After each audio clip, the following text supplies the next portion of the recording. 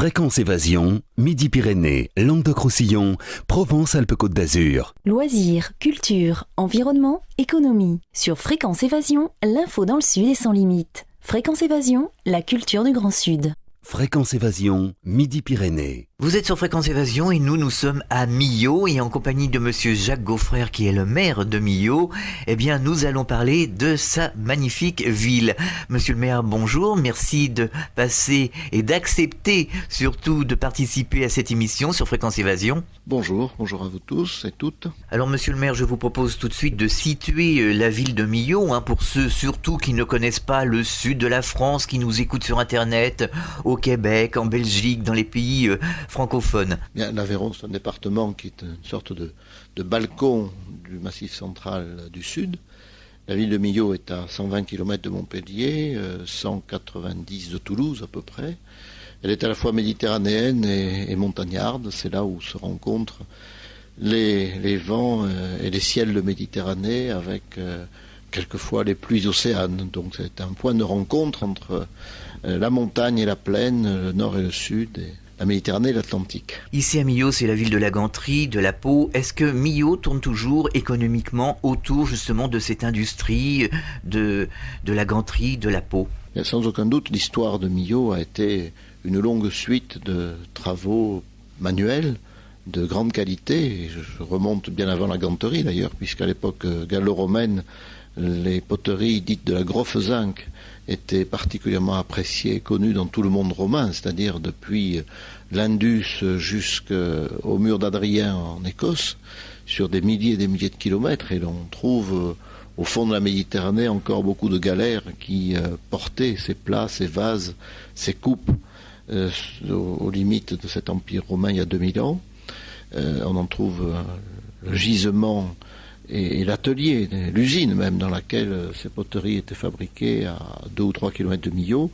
C'est tout à fait passionnant à visiter parce qu'on a le sens aussi de la façon dont les hommes vivaient, la façon dont ils travaillaient, la façon dont ils chauffaient leur four avec les bois qui venaient de plus en plus loin. Mais je crois que des spécialistes d'archéologie le diront mieux que moi. Mais cette phase de l'histoire de Millau est passionnante et a donné à Millau, c'est vrai, une notoriété déjà à l'époque qui était mondiale au sens romain du terme. Et ensuite, une grande période de presque 2 siècles pendant laquelle la matière première était les bêtes qui vivaient autour de Millau, les brebis, les vaches, les chèvres. Et celle-ci donnait, et donne toujours d'ailleurs, un cuir d'excellente qualité, encore que l'on aille se fournir bien au-delà des frontières aujourd'hui, jusqu'en Éthiopie.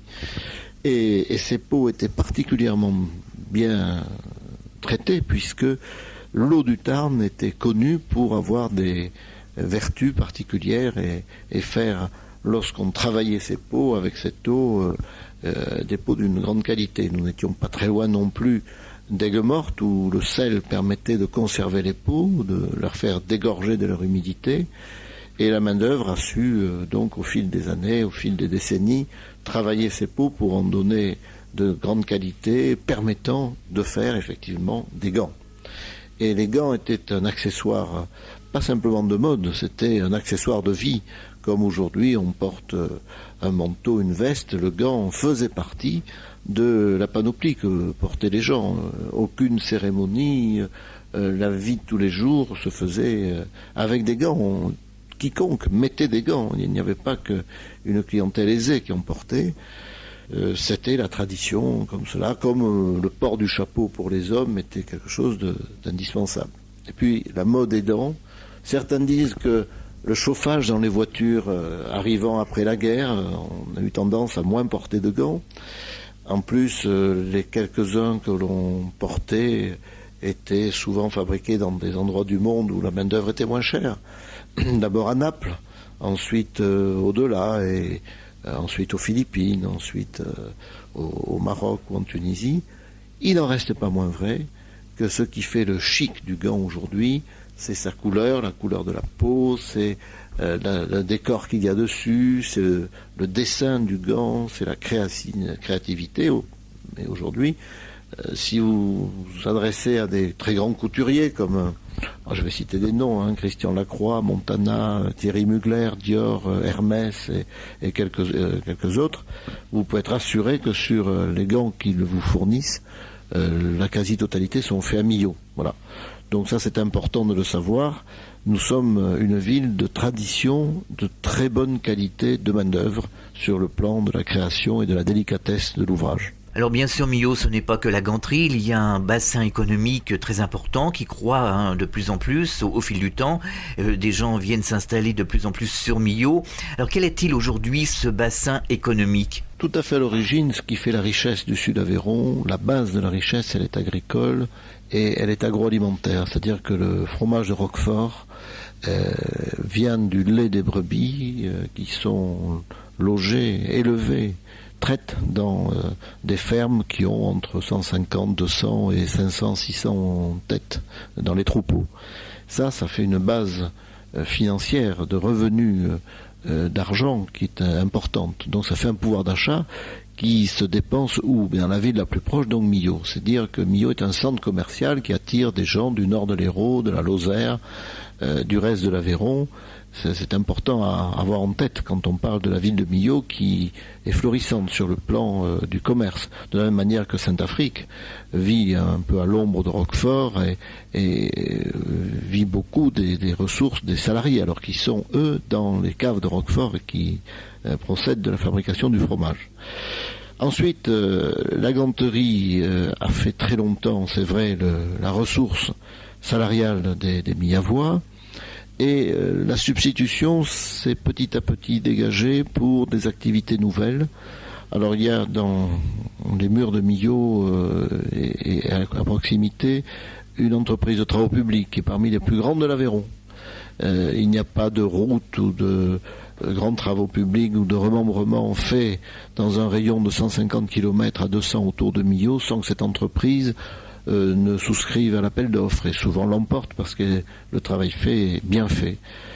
Je ne peux pas citer le nom, mais j'y pense. Ensuite, il y a une famille d'imprimeurs qui s'est délocalisée dans le Loiret, vers Malesherbes, mais qui a gardé à Millau un noyau d'activité assez fort. Et le travail de l'imprimerie, la ligne graphique, comme on dit, est bien représenté à Millau. Ensuite, vous avez des activités nouvelles depuis une quinzaine d'années dans l'informatique, dans l'électronique. À Saint-Georges-de-Luzançon, il y a une firme qui s'appelle, on peut la citer parce qu'elle n'a pas de concurrente, la Sodielec, et qui fait dans les faisceaux micro-hertziens. Si je vous disais qu'il y a dans une des vitrines de la Sodielec le tout petit boîtier qui est dans chaque Ferrari qui court en Formule 1 et qui envoie tous les paramètres au stand Ferrari, eh bien c'est à Millau que c'est fait. Voilà. Vous avez un peu plus loin, alors vers Saint-Cernin, une entreprise, la Sodielec, qui fait la Cinelec, qui fabrique des écrans géants de télévision qui couvrent le monde entier. Ce sont des entreprises nouvelles qui datent d'il y a 10 ou 15 ans. Et puis à Millau, beaucoup de formations. C'est-à-dire que pour une ville de 22 000 habitants, vous avez une formation jusqu'à Bac plus 4 maintenant, avec l'antenne décentralisée du Conservatoire national des arts et métiers de Paris, qui forme à des carrières dans l'informatique, dans l'architecture de l'environnement, etc. Alors il faudrait parler de ce magnifique viaduc qui vient d'être construit sur Millau, que nous devons à Norman Foster, qui va développer de plus en plus l'économie de Millau. Que nous devons d'abord à une volonté locale, à une volonté de l'État. Norman Foster, qui est quelqu'un tout à fait, Lord Norman Foster, tout à fait respectable, est venu donner sa griffe, en quelque sorte. Mais l'origine du viaduc, c'est une décision du président Giscard d'Estaing il y a une trentaine d'années, qui dans un discours au Puy, en Haute-Loire, a indiqué qu'il fallait créer une autoroute d'aménagement du territoire à travers le Massif central, entre Clermont-Ferrand et Béziers, gratuite sur son parcours, et qui puisse délester la vallée du Rhône, qui est une autoroute de bouchons, et de bouchons de plusieurs centaines de kilomètres. Donc mais il fallait franchir le canyon le plus profond d'Europe, celui du Tarn, et ça a été une longue suite de choix, de décisions, pour d'abord choisir l'itinéraire pour franchir le Tarn. Et en définitive, ce fut une décision cette autoroute passe tout droit. Donc, sautant d'un plateau à un autre, il fallait donc construire un viaduc. Et sur le choix du viaduc, effectivement, les suffrages sont portés sur le projet Norman Foster, qui en réalité reprend de façon très esthétique, magnifique, le projet de M. Virlogeux de la direction des routes. D'autres projets étaient concurrents, mais celui-là a été préféré par un jury qui était composé à la fois d'élus et d'ingénieurs. En quelques mots, est-ce que vous pourriez nous parler de ce viaduc, nous expliquer un petit peu l'ampleur de ce chantier, puisqu'on dit que c'est le viaduc le plus haut d'Europe, le chantier le plus important d'Europe? Écoutez, c'est en tout cas le viaduc qui a une pile qui est la plus haute du monde. Bon, donc nous sommes une ville inscrite au Guinness des records. C'est déjà quelque chose.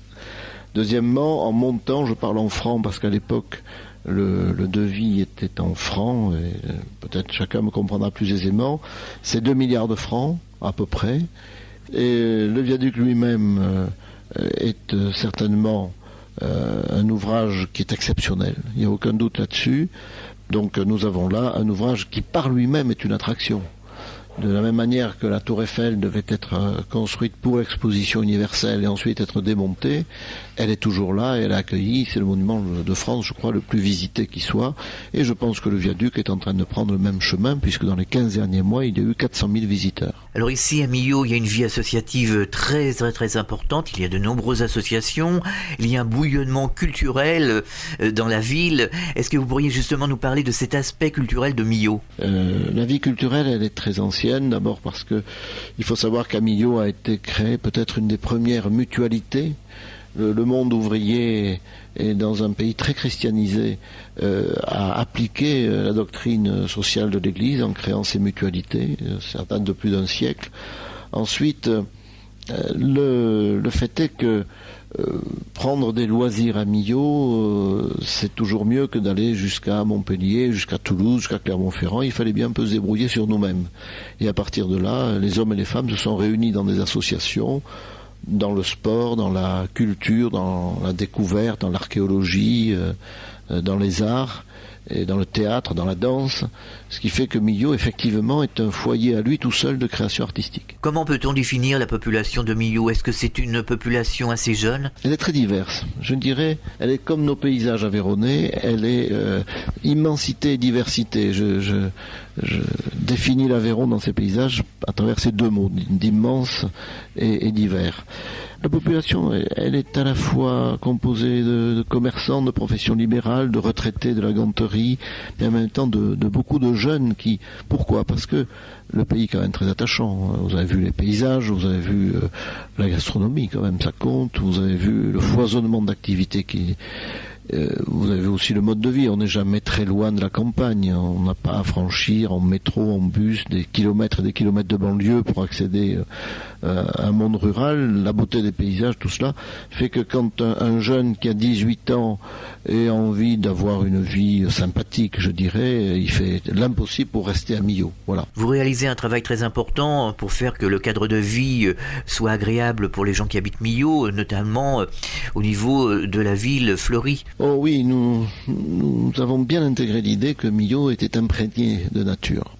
Je voudrais en faire en tant que maire une sorte de ville-jardin. Pour que la nature ne s'arrête pas à ses portes. Il faut que la nature entre dans Millau et il y a un jardin botanique par exemple qui vous raconte les plantes du Causse. Je pense que d'autres que moi vous en parleront parce que nous travaillons beaucoup avec des associations pour valoriser. Nous avons un musée qui lui-même a eu des expositions très proches de la nature sur les senteurs, sur les saveurs, sur les plantes.